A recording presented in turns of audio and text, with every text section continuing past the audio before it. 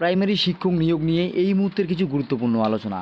আপনারা জানেন 2022 রিক্রুটমেন্টের ভিত্তিতে 11,765 শূন্যপদের মধ্যে 9,533 জনের প্যানেল প্রকাশ হয়েছিল। সেই প্যানেল কি তাহলে আবার রিপ্যানেল হতে চলেছে? এমনই কিন্তু খবর উঠে আসে। 9,533 প্যানেল রিপ্যানেল হলে কি অনেকেই চাকরি থেকে বাদ যেতে পারে? উঠে আসছে কিন্তু একাধিক প্রশ্ন।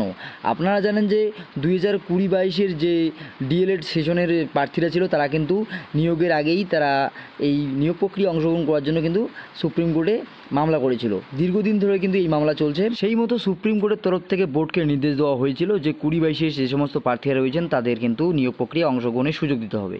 সেক্ষেত্রে যে শূন্যপদের ক্ষেত্রে সেই ভ্যাকান্সি রয়েছে, সেই শূন্যপদে তাদের নিয়োগ দিলে তাদের কিন্তু এই যে পুরনো যে প্যানেল রয়েছে 9,533 প্যানেল, সেক্ষেত্রে কিন্তু প্যানেলের আবার রিপ্যানেলের একটা সম্ভাবনা উঠে আসে।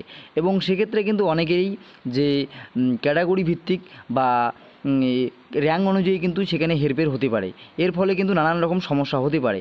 আপনারা যারা বাড়ির কাছের স্কুলে চাকরি করছেন সেই স্কুলে কিন্তু আপনাদের চাকরি আর নাও থাকতে পারে, হয়তো আবার দূরের কোনো স্কুলে যেতে হতে পারে বা কাউন্সেলিং হতে পারে বা নানান সমস্যা কিন্তু উঠে আসে। সেক্ষেত্রেই কিন্তু প্রাথমিক শিক্ষা পর্ষদের তরফ থেকে এমএ ফাইল জারি করা হয়েছে। সেই ক্ষেত্রে কিন্তু বোর্ডের তরফ থেকে একাধিক বিষয় তুলে ধরা হয়েছে, যেমন এইভাবে 2020-22 নিয়োগ দিলে সেক্ষেত্রে রিপ্যানেল করতে গেলে নানান রকম সমস্যার সম্মুখীন হতে হবে। যেমন রোস্টার চেঞ্জ হতে পারে বা তাদের যে রিজার্ভেশনের যে সিস্টেম রয়েছে সেটা চেঞ্জ হতে পারে, ইভেন র্যাঙ্ক পরিবর্তন হতে পারে, একাধিক সমস্যা হতে পারে। তাই যারা যারা এই ক্ষেত্রে সমস্যায় পড়বে তাদেরও বিষয়টা শোনা উচিত বলে প্রাইমারি বোর্ড মনে করেন। তো সেক্ষেত্রে কিন্তু তারা জানিয়েছেন সুপ্রিম কোর্টে এই বিষয়ে এমএ ফাইল করার মাধ্যমে যারা চাকরি করছেন, অনেক স্যালারি পাচ্ছেন, তারা কিন্তু অবশ্যই এই বিষয়ে একটু ধ্যান দেবেন। কেননা অনেকেই বলছে যে না কোনো কিছু হবে না, কিন্তু হলেও তো হতে পারে।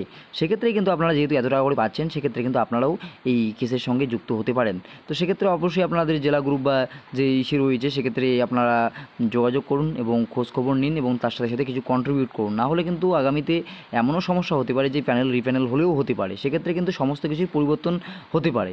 যারা যারা প্যানেলের শেষের দিকে রয়েছেন তারা কিন্তু এই চাকরিতে নাও থাকতে পারে, এমনই কিন্তু একটা সম্ভাবনা উঠে আসে। তো কাজেই আপনারা এই বিষয়টাকে অবহেলার চোখে দেখবেন না। ভিডিওটি ইনফরমেটিভ মনে হলে অবশ্যই লাইক করে দেবেন, শেয়ার করে সবাইকে জানিয়ে দেবেন। পরবর্তী আপডেট পাওয়ার জন্য অবশ্যই চ্যানেলটিকে সাবস্ক্রাইব করে জুড়ে থাকবেন। ধন্যবাদ।